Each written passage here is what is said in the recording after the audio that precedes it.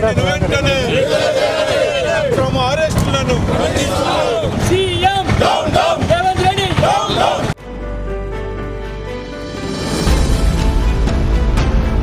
ఒక శాసనసభ్యుని పట్టుకొని రాత్రి అరెస్ట్ చేసి ఒక గుండానా అంగానా ఒక రౌడీలందరూ రోడ్ల మీద ఉన్నారు. ఒక శాసనసభ్యుని పోయి లోపల పెట్టిండ్రు.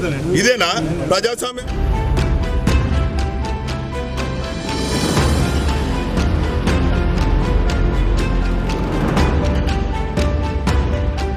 అర్ధరాత్రి ఒక టెర్రరిస్ట్ను అరెస్ట్ చేసిన విధంగా, ఒక గుండాను అరెస్ట్ చేసిన విధంగా, ఒక రౌడీని అరెస్ట్ చేసిన విధంగా ప్రజాస్వామ్యంగా ఎన్నుకోబడ్డటువంటి బీఆర్ఎస్ పార్టీ శాసనసభ్యుని కౌశిక్ రెడ్డి గారిని అక్రమంగా అరెస్ట్ చేయటాన్ని ప్రజాస్వామ్యవాదులందరూ కూడా తీవ్రంగా ఖండిస్తున్నారు.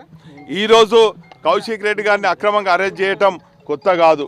కాంగ్రెస్ ప్రభుత్వం ఏర్పడిన నాటి నుండి కూడా వారిచ్చినటువంటి 420 హామీలు 6 గ్యారెంటీలు అమలు చేయలేని నిస్సాయ స్థితిలో ఉన్నటువంటి ఈ రేవంత్ ప్రభుత్వం ఈరోజు ప్రజలు మరి ప్రశ్నిస్తున్నటువంటి వారు ప్రవేశపెట్టదలుచుకున్న పథకాలు అమలు చేయాలని చెప్పి ప్రశ్నిస్తుంటే ఆ దృష్టిని మరలించేదానికి ప్రపంచమే అబ్బురపోయే విధంగా నిర్మాణం చేసినటువంటి కాళేశ్వరం పైన ఎక్కడో ఏదో జరిగింది, కుంగిపోయింది, ఇరిగిపోయింది, కొట్టుకుపోయింది అని చెప్పి అక్రమ కేసు పెట్టి కేసీఆర్ గారిని 60 ఏళ్ళ తెలంగాణ ప్రజల కళలను నిజం చేసినటువంటి కేసీఆర్ గారిని కమిషన్ ముందట హాజరుపరిచే విధంగా చేయటం జరిగింది.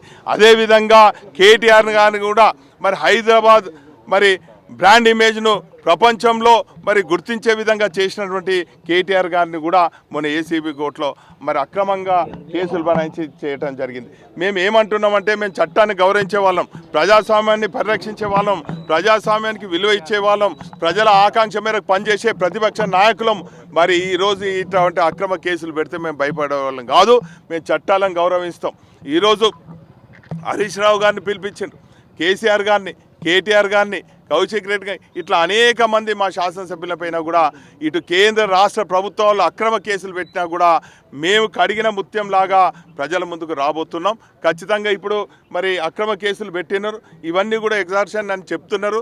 ఈ ఎక్కడ కూడా ఇది లేదు, ఎక్కడ కూడా వాళ్ళతో మాట్లాడినటువంటి దాఖలాలు కూడా లేవు అని చెప్పి మేము కోర్టును కూడా ఆశ్రయించడం జరిగింది.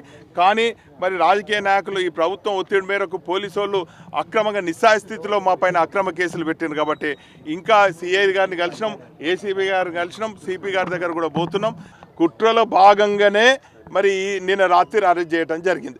ఏదేమైనప్పుడు కూడా మేము కోర్టును ఆశ్రయిస్తాం.